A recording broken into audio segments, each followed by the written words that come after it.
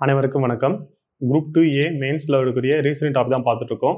அதில் topic 21 statement and conclusion, அதாவது அறிக்கை மற்றும் முடிவு.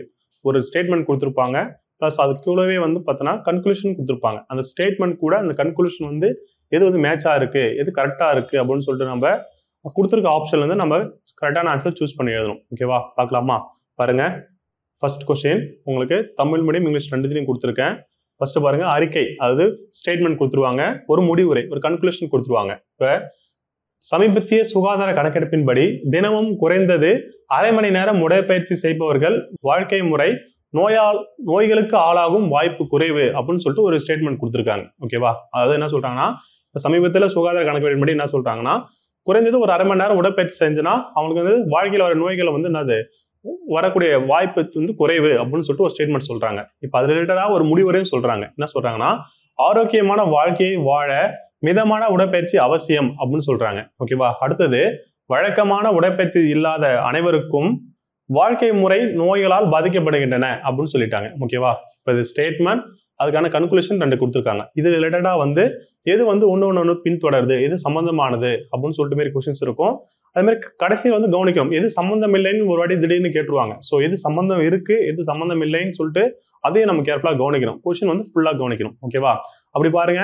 அப்படி பார்க்கும்போது ஃபர்ஸ்ட் பாருங்க, ஆரோக்கியமான வாழ்க்கையை வாழ மிதமான உடற்பயிற்சி அவசியம் சொல்றாங்க. ஓகேவா, அப்ப அது கூட லைட்டா ஒத்து போதா?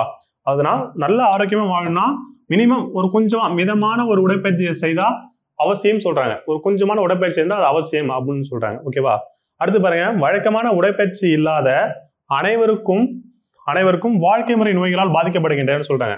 நீ உடற்பயிற்சி செய்யலைன்னா எல்லாருக்குமே வந்து நோய் வரும்னு சொல்றாங்க. இது பாசிபிலிட்டிஸ் இருக்கா? ஒரு 100% பாசிபிலிட்டிஸ் இருக்கானா? இல்லை. ஏன்னா உடற்பயிற்சி செய்யலனா அவங்க எல்லாருக்குமே வந்து நோய் வரும்னு அவசியமா? கண்டிப்பா அனைவருக்கும் நோய் வருமா? சில பேர் என்ன பண்ணுவாங்க, உடற்பயிற்சி செய்யலாலும் நல்லா ஃபுட் ஐட் எடுத்துப்பாங்க. சரிங்களா, இப்போ நான்வெஜ் மட்டும் சாப்பிடாம வெறி வெஜ் மட்டும் சாப்பிட்டு நல்லா ஹெல்த் ஆரோக்கியமா இருக்காங்க. ஸோ அதனால சொல்ல வரேன்னா, உடற்பயிற்சி செய்யலாம்னு என்ன பண்ணுவாங்க, கொஞ்சம் ஆரோக்கியமா இருக்கலாம்ல, அதான் சொல்ல வராங்க. அப்ப இந்த செகண்ட் சென்டென்ஸ் வந்து பார்த்தோன்னா 100% ரைட்னு எடுத்துக்க முடியாது. ஏன்னா பாருங்க, வழக்கமான உடற்பயிற்சி இல்லாத அனைவருக்கும் வாழ்க்கை முறை நோய்களால் பாதிக்கப்படுகின்றன்னு சொல்றாங்க. அனைவருமே பாதிக்கப்படுறாங்க அப்படின்னு சொல்லிட முடியாது. ஓகேவா, அப்ப இந்த ஸ்டேட்மெண்ட்டோட எது வந்து பின்தொடருது, எது ஒத்து போகுதுன்னு பார்க்கணும். அப்ப ஒரு ஆரோக்கியமான வாழ்க்கையை வாழ மிதமான உடற்பயிற்சி அவசியம், கொஞ்சம் உடற்பயிற்சி அவசியம் சொல்றாங்களா? அப்ப கொடுத்துருக்கிற அறிக்கை கூட ஃபர்ஸ்ட் முடிவுற கரெக்டா இருக்கு. அப்ப கொடுத்துருக்க ஆப்ஷன்ல எது தொடருது? ஒன்று மட்டும் தான் பின்தொடருது. சரிங்களா, மற்ற செகண்ட் வந்து பின்தொடரல. இந்த மாதிரி நீங்க வந்து அக்யூரேட்டா பார்க்கணும். ஓகேவா, மேக்சிமம் அதே மாதிரி உண்மைகள், ஒரு தனிப்பட்ட உண்மைகள் நிறைய இருந்தாலும் அவங்க என்ன அறிக்கைகள் கொடுத்துருக்காங்களோ அதோட தொடர்புடையதா இருக்கணும். ஓகேவா, அதனாலதான் ஒரு ஸ்டேட்மெண்ட் காமனா கொடுத்துருக்காங்க. அதை கூட கொடுத்துட்டு அதே இதையும் தான் மேட்ச் பண்ணி பார்க்கணும். ஓகேவா, நிறைய கொஸ்டின்ஸ் பார்க்கலாம், பார்த்தா உங்களுக்கு ஒரு ஐடியா கிடைக்கும். ஓகேவா, அடுத்தது இங்கிலீஷ்ல கொடுத்துருக்கேன். இங்கிலீஷ் நீங்க ப்ரிப்பேர் பண்ணா நீங்கள் ஒரு அடி வாசிச்சு பார்த்துங்க. ஓகேவா, அடுத்தது செகண்ட் கொஸ்டின், இந்தியாவின் சில நகரங்களில் போக்குவரத்து என்பது ஒரு பெரிய பிரச்சனையாகும் அப்படின்னு சொல்றாங்க. இந்தியாவில் சில நகரங்களில் போக்குவரத்து என்பது ஒரு பெரிய பிரச்சனையாகும். ஓகே, இந்தியாவில் என்னது, சில நகரங்கள்ல, இப்ப பெங்களூர் பார்த்தோன்னா இருக்கிறதுலே ரொம்ப டிராபிக்கான ஒரு ஏரியானா பெங்களூர் தான். அடுத்தது சென்னையும் சொல்லலாம். ஓகேவா, அந்த மாதிரி இந்தியாவில் சில நகரங்கள்ல போக்குவரத்து என்பது ஒரு பெரிய பிரச்சனையாகும். இங்க பாருங்க, அனைத்து நகரங்களும் சரியாக இணைக்கப்படவில்லை அப்படின்னு சொல்றாங்க. அப்ப கண்டிப்பா படிக்கும்போது நமக்கு என்னது, கண்டிப்பா மிஸ்மேட்ச் ஆகுதா? அனைத்து நகருமே சரியாக இணைக்கப்படவில்லைன்னு சொல்லிட முடியாது. கண்டிப்பா இணைச்சிருப்பாங்க. ஓகேவா, அடுத்தது போக்குவரத்து வசதிகள் இல்லாதது இந்திய பெருநகரங்களில் உள்ள ஒரே ஒரு பிரச்சனை அப்படின்னு சொல்றாங்க. பாருங்க, போக்குவரத்து வசதிகள் இல்லாதது இந்திய பெருநகரங்களில் உள்ள ஒரே பிரச்சனை அப்படின்னு சொல்றாங்க. அப்ப இதுவும் தப்புன்ற மாதிரி தெரியுதா? எஸ், ரெண்டுமே தப்பா இருக்கு. ஓகேவா, அப்ப நமக்கு எது ஆப்ஷனு? ஒன்றும் பின்பற்றவில்லை, இரண்டும் பின்பற்றவில்லை. சரிங்களா, அப்ப இது நமக்கு டி ஆப்ஷன். ஓகேவா, அடுத்தது தேர்ட் கொஸ்டின் பார்க்கலாம். அறிக்கை 3. ஓகேவா, கடின உழைப்பு இல்லாமல் வெற்றியை அடைய முடியாது அப்படின்னு ஒரு சென்டென்ஸ் கொடுத்துருக்காங்க. சரியா, என்ன சொல்றாங்க, கடின உழைப்பு இல்லாமல் வெற்றியை அடைய முடியாது. அடுத்தது இதுக்கு வந்து என்ன கன்க்ளூஷன் கொடுத்துருக்காங்க பாருங்க, கடின உழைப்பாளி ஒவ்வொருவரும் வெற்றி பெறுகிறார்கள் அப்படின்னு சொல்றாங்க. கடின உழைப்பாளி ஒவ்வொருவரும் வெற்றி பெறுகிறார்கள், ஒவ்வொரு வெற்றிகரமான நபரும் கடின உழைப்பாளி அப்படின்னு சொல்றாங்க. சரிங்களா, அப்ப கேர்ஃபுல்லா கவனிக்கணும். சரிங்களா, அதாவது கஷ்டப்படுறவங்க எல்லாருமே வந்து பார்த்தோன்னா ஒரு வெற்றி அடைஞ்சிருவாங்களா அப்படின்னு சொல்லிட முடியுமா? கண்டிப்பா முடியாது. ஏன்னா எல்லாருமே தான் படிக்கிறோம், டிஎன்பிஎஸ்சி படிக்கிறோம், எல்லாருமே கஷ்டப்பட்டு படிக்கிறோம், எல்லாருமே தூக்கத்தை விட்டுட்டு நிறைய தியாகத்தை பண்ணி சரி அப்பயும் படிக்கிறோம். ஆனா எல்லாருமே போஸ்டிங் வாங்குற முடியுதா? இல்ல. சரிங்களா? அதையும் மீறி கொஞ்சம் லக்கு, கொஞ்சம் ஹார்ட் ஒர்க், கொஞ்சம் ஸ்மார்ட் ஒர்க் எல்லாத்தையும் பண்ணி தான் அந்த போஸ்டிங் வாங்க முடியும். ஸோ அது என்ன சொல்றாங்கன்னா, அப்ப எது கரெக்டா இருக்குன்னு பாருங்க. கடின உழைப்பாளி ஒவ்வொருவரும் வெற்றி பெறுகிறார்கள். இது நம்மளால ஏத்துக்க முடியுமா? 100% ஏத்துக்க முடியுமா? ஏத்துக்க முடியாது. ஏன்னா கண்டிப்பா எல்லாருமே உழைக்கிறாங்க. கடின உழைப்பாளி ஒவ்வொருவரும் வெற்றி பெறுகிறாங்கன்னா எல்லாரும் வெற்றி பெறுறாங்கன்னா முடியாதுல்ல. ஓகேவா?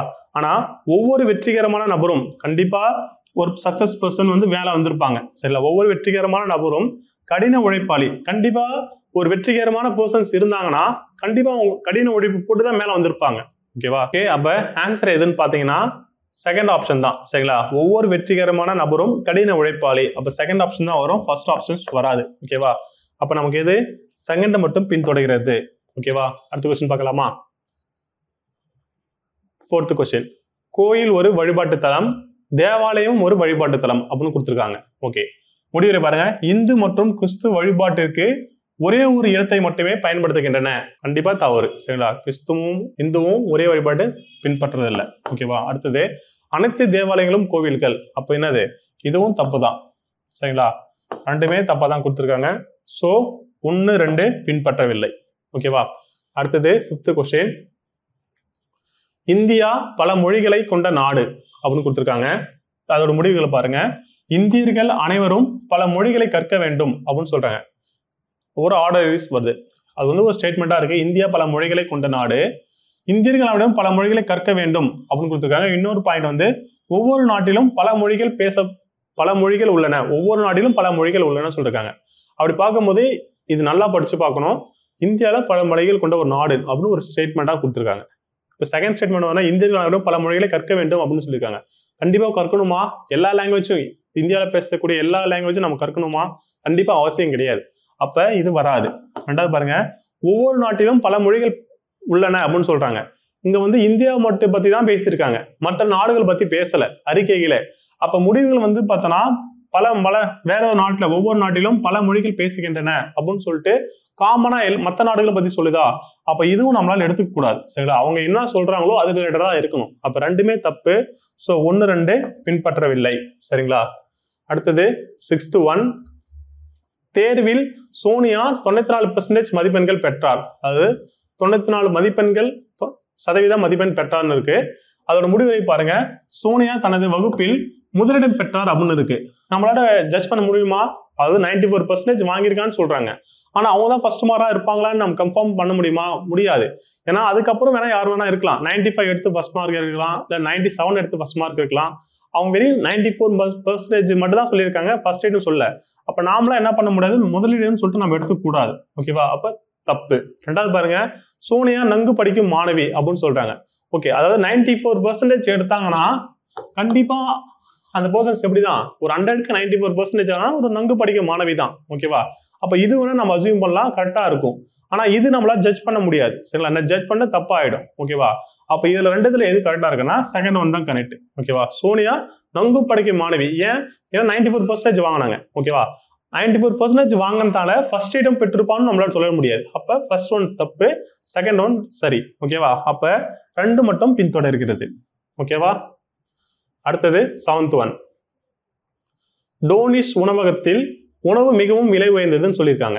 அதாவது ஒரு உணவகம் இருக்கு, அந்த உணவகத்துல உணவு வந்து ரொம்ப விலை உயர்ந்ததுன்னு சொல்றாங்க. முடிவுரை பாருங்க. அவர்களின் உணவின் தரம் மிகவும் நன்றாக உள்ளது அப்படின்னு சொல்றாங்க. சரியா? இப்போ விலையை பத்தி இங்க பேசியிருக்காங்க. அப்போ அவர்களின் உணவின் தரம் விலை உயர்ந்துச்சுன்னா கண்டிப்பா அந்த உணவின் தரம் வந்து நன்றாக இருக்குமா? அப்படின்னா சில ஹோட்டல்ல என்னது சாப்பாடே சரியில்லாம விலை அதிகமா இருக்கும். ஸோ அதனால இது உணவின் தரம் நன்றா இருக்கிறதுனால விலை உயர்ந்ததுன்னு சொல்லிட்டு நம்ம பண்ணாரு எடுத்துக்க கூடாது. அங்க வந்து விலை பத்தி சொல்லியிருக்காங்க, உணவின் தரத்தை பத்தி பேசல. அடுத்து பாருங்க, உணவகத்தில் நல்ல சூழல் உள்ளது. நல்ல சூழல் இருக்கிறதுனால விலை உயர்ந்ததா? நல்ல அட்மாஸ்பியர் இருக்கிறதுனால விலை உயர்ந்ததா அப்படின்னு சொல்றாங்க. ஆனா அங்க கொடுத்திருக்கிற அறிக்கையின்படி ரெண்டுமே நமக்கு வந்து கொடுக்கல. சரிங்களா? அதாவது உணவின் தரத்தை பத்தியோ இல்ல நல்ல சூழலை பத்தியோ அவங்க மென்ஷன் பண்ணல. அப்ப ரெண்டுமே நம்ம எடுத்துக்க கூடாது. ஓகேவா? அப்ப ஒன்னும் பின்பற்றவில்லை, ரெண்டும் பின்பற்றவில்லை தான் நம்ம எடுத்துக்கிறோம். ஓகேவா? எஸ். அடுத்தது பாருங்க, 8th ஒன். அறிவு ஒரு திறமை அல்ல. ஓகேவா? இது கற்றல் மற்றும் அனுபவம் அப்படின்னு சொல்றாங்க. அடுத்தது படிப்படிவற்றவர்கள் படிக்கவும் எழுதவும் முடியாதவர்கள் அல்ல, ஆனால் கற்றுக்கொள்ள முடியாதவர்கள் அப்படின்னு சொல்றாங்க. ஓகேவா? இதோட முடிவுரை பாருங்க. இப்போ இது அறிக்கைகள் 2 கொடுத்துருக்காங்க. ஃபர்ஸ்ட் ஒன் பாருங்க, அறிவு ஒரு திறமை அல்ல, அது கற்றல் மற்றும் அனுபவம். அறிவு என்பது ஒரு திறமை இல்லை, அது வந்து கற்றுக்கணும் பிளஸ் ஒரு அனுபவம் தான் அப்படின்னு சொல்றாங்க. அடுத்தது படிப்பறிவற்றவர்கள் படிக்கவும் எழுதவும் முடியாதவர்கள் அல்ல, ஆனால் கற்றுக்கொள்ள முடியாதவர்கள். இப்போ படிப்பறிவு இல்லைன்னா அவங்க அது படிக்கவும் எழுதவும் முடியாதவங்க இல்ல, அதை வந்து கற்றுக்கொள்ள முடியாதவர்கள் தான் சொல்றாங்க. ஓகேவா? அப்போ எது கரெக்டா இருக்குன்னு பாருங்க. படிக்கவும் எழுதவும் முடியாதவர்கள் கல்வியறிவு பெற்றவர்கள் சொல்லியிருக்காங்க. சரிங்களா? அதாவது படிக்கவும் எழுதவும் முடியாதவர்கள் கடிப்பறிவு பெற்றவர்கள் சொல்றாங்க. அவங்க படிக்கவும் எழுதவும் தரேன்னா நம்ம அவங்க கல்வி பெற்றவர்கள் சொல்ல முடியுமா? சொல்ல முடியாது. ஸோ ஃபர்ஸ்ட் ஒன் தப்பு. ஓகேவா?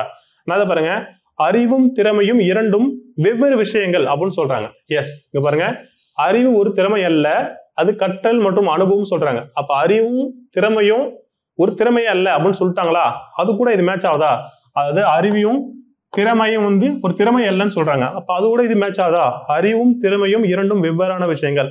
அது ஸ்ட்ரெயிட்டா சொல்லாம இது இன்டைரக்டா சொல்றாங்களா? அப்ப ஒன்னொன்னு ஒத்து போதா? அப்ப நமக்கு எது கரெக்ட்னா செகண்ட் ஒன் தான் கரெக்ட். ஓகேவா? அடுத்தது 9th ஒன். சரிங்களா? ரொம்ப சிம்பிளா தான் இருக்கும். கொஞ்சம் லைட்டா படிச்சு பார்த்துட்டு யோசிச்சு போடணும். ஓகேவா? அதுக்கும் ரொம்ப டெப்தா யோசிக்க கூடாது. சரிங்களா? ஒரு மேலோட்டமா இது பாருங்க. 9th ஒன், அந்த கடையில் உள்ள அனைத்து ரேடியோக்களும் தரமானவை அப்படின்னு சொல்றாங்க. சரிங்களா? இந்த மாதிரி அனைத்தும் சில அதெல்லாம் வந்து இந்த மாதிரி கொஸ்டின் வந்து ரொம்ப நோட் பண்ணணும். அதாவது அந்த கடையில் உள்ள அனைத்து ரேடியோக்களும் தரமானவை, அந்த கடையில் சில மர்ஃபி ரேடியோ விற்கப்படுகிறது அப்படின்னு சொல்றாங்க. ஓகேவா? இதுதான் உங்களுடைய ஸ்டேட்மெண்ட். கன்க்ளூஷன் பாருங்க, அனைத்து உயர்நிலை ரேடியோக்களும் மர்ஃபி நிறுவனத்தால் தயாரிக்கப்படுகின்றன அப்படின்னு சொல்றாங்க. அதாவது எல்லா தரமான ரேடியோகளும் மர்ஃபி நிறுவனத்தால் தயாரிக்கப்படுகிறதுன்னு சொல்றாங்க. அப்படி மேட்ச் ஆகுமா? மற்ற நிறுவனங்களும் இருக்கு, அப்ப கண்டிப்பா இதானே அது பொருந்தாது. ஓகேவா? அடுத்தது சில மர்ஃபி ரேடியோக்கள் உயர் தரத்தில் உள்ளன அப்படின்னு சொல்றாங்க. ஓகேவா? சில மர்ஃபி ரேடியோக்கள் உயர் தரத்தில் உள்ளன பாருங்க. அப்ப அந்த கடையில வந்து அனைத்து ரேடியோக்களும் தரமானவைன்னு சொல்லிட்டாங்க. அனைத்து ரேடியோவும் தரமானதுனால அதுல சில மர்ஃபி ரேடியோ இருக்கு. அப்ப சில மர்ஃபி ரேடியோனா அப்ப அதுவும் நல்ல தரமானதானே? புரியுதுங்களா? அப்ப சில மர்ஃபி ரேடியோக்கள் கண்டிப்பா என்ன பண்ணிருக்கலாம், உயர் தரத்தில் இருக்கலாம் அப்படின்னு இருக்குது. செகண்ட் ஒன் வந்து மேட்ச் ஆகலாம். ஓகேவா? ஏன்னா சில மர்ஃபி ரேடியோக்கள் உயர் தரத்தில் உள்ளன. கரெக்டா புரிஞ்சுதா? ஸோ செகண்ட் ஒன் மட்டும் வரும். அப்ப நமக்கு 2 மட்டும் பின்தொடர்கிறது. ஓகேவா? நெக்ஸ்ட் கொஸ்டின் பாருங்க. 10th கொஸ்டின், எல்லா பிச்சைக்காரர்களும் ஏழைகள் அப்படின்னு சொல்லியிருக்காங்க. சரிங்களா? அது எல்லா பிச்சைக்காரர்களும் ஏழைகள். இந்த பிச்சைக்காரர்கள் அப்படின்னு சொன்னாலே ஒரு மாதிரி இருக்குல்ல. ஸோ இந்த வார்த்தையெல்லாம் நம்ம சீக்கிரம் மாற்றணும். ஓகேவா? அது ஊனமுற்றோர்கள் அப்படின்னு சொல்றதுக்கு பதிலாக நம்ம அது மாற்றுத்திறனாளிகள் மாத்திருப்பாங்க, அழகா இருக்கும். சரிங்களா? அது யார் மாத்தினதுன்னு சொல்லிட்டு நீங்க கமெண்ட் பாக்ஸ்ல கமெண்ட் பண்ணுங்க. அந்த மாதிரி இந்த மாதிரி இங்கிலீஷ்ல சொன்னா கூட பெருசா தெரிஞ்சுக்கல. பெக்கர் அப்படின்னு சொன்னா கூட பெருசா இம்பாக்ட் ஆகல. நான் பிச்சைக்காரர்கள் அப்படின்னு சொல்லும் போது கொஞ்சம் அனிசியா இருக்கு. ஸோ வேற எப்படி சொல்லலாம்? யாருன்னா தெரிஞ்சுன்னா கமெண்ட் பாக்ஸ்ல கமெண்ட் பண்ணுங்க. சரிங்களா? பிச்சைக்காரர்கள் சொல்றதுக்கு பதிலாக வேற எப்படி நம்ம கூப்பிடலாம், ஏதாவது ஒரு வேர்டு இருந்தா உங்களுக்கு தெரிஞ்சுன்னா கமெண்ட் பாக்ஸ்ல கமெண்ட் பண்ணுங்க. ஓகேவா? நம்ம சம்ஸ்குள்ள போலாம். இப்ப எல்லா பிச்சைக்காரர்களும் ஏழைகள். சரிங்களா? எல்லா பிச்சைக்காரர்களும் வந்து ஏழைகள் சொல்றாங்க. அடுத்து பாருங்க, ஏ ஒரு பிச்சைக்காரன் என்றால் ஏ பணக்காரன் இல்லை. சரிங்களா? கண்டிப்பா ஒரு பிச்சைக்காரன் என்றால் கண்டிப்பா அவன் என்னவா இருக்க மாட்டாங்க, பணக்காரனா இருக்க மாட்டாங்க. பணக்காரன் தான் நாம ஏன் பிச்சைக்காரன் சொல்லுவோம். ஓகேவா? அப்ப பணக்காரன் இல்லை. ஸோ ஃபர்ஸ்ட் ஒன் வந்து என்னது கரெக்டா இருக்கு. ஆனா செகண்ட் ஒன் பாருங்க, ஏ பணக்காரன் இல்லை என்றால் ஏ பிச்சைக்காரன். ஸோ அப்ப ஏ பணக்காரன் இல்லை, பணக்காரன் எல்லாம் கண்டிப்பா பிச்சைக்காரனா தான் இருக்கணுமா? கொஞ்சம் மிடில் இருக்கலாம்ல. பணக்காரன் இல்லைன்னா கொஞ்சம் மிடில் கிளாஸ் ஃபேமிலியா இருக்கலாம். ஸோ அதனால என்ன சொல்ற மாதிரி, ஏ பணக்காரன் இல்லை என்றால் ஏ பிச்சைக்காரன். பணக்காரன்னா பிச்சைக்காரன் சொல்ல முடியுமா? கண்டிப்பா முடியாது. அப்ப செகண்ட் ஒன் வராது, ஃபர்ஸ்ட் ஒன் மட்டும் தான் சான்ஸ் இருக்கு. ஓகேவா?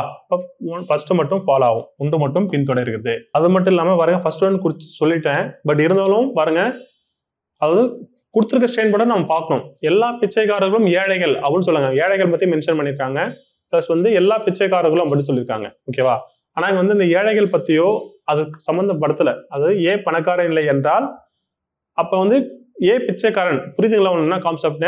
கண்டிப்பா பணக்காரன் இல்லைன்னா கண்டிப்பா பிச்சைக்காரன் தான் இருக்கணுமா அப்படின்னு சொல்றாங்க. கண்டிப்பா இருக்க அதுல. ஓகேவா? அவ ஏழையாவும் கூட இருக்கலாம், ஆனா மென்ஷன் பண்ணல. ஸோ அதனால என்னது செகண்ட் ஒன் வராது, ஃபர்ஸ்ட் ஒன் மட்டும் தான் வரும். ஓகேவா?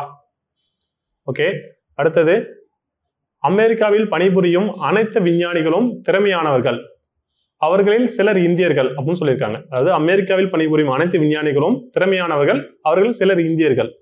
ஓகே, முடிவுரை பாருங்க. இந்திய விஞ்ஞானிகளில் யாரும் திறமையானவர்கள் அல்ல அப்படின்னு சொல்லியிருக்காங்க. கண்டிப்பா என்னது மேட்ச் ஆகல. சரிங்களா, இந்திய விஞ்ஞானிகள் யாரும் திறமையானவர்கள் இல்லை அப்படின்னு சொல்றது தப்பு. ஓகே, மேட்ச் ஆகல. அடுத்து பாருங்க, சில திறமையான இந்திய விஞ்ஞானிகள் அமெரிக்காவில் மாறியுள்ளனர். அப்ப இங்க சில திறமையான இந்திய விஞ்ஞானிகள் அமெரிக்கா போயிருக்காங்க. அப்ப இந்த ஸ்டேட்மெண்ட் கூட மேட்ச் ஆகுதா?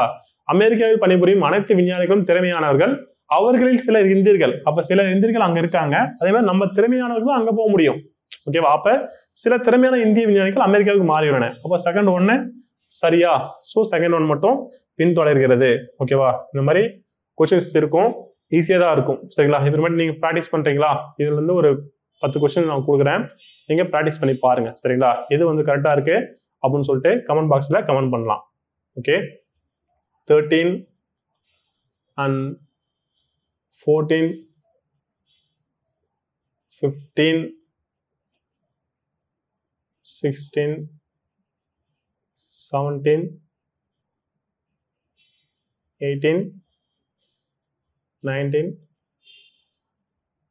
20. ஓகேவா? ரொம்ப ஈஸியா தான் இருக்கும்.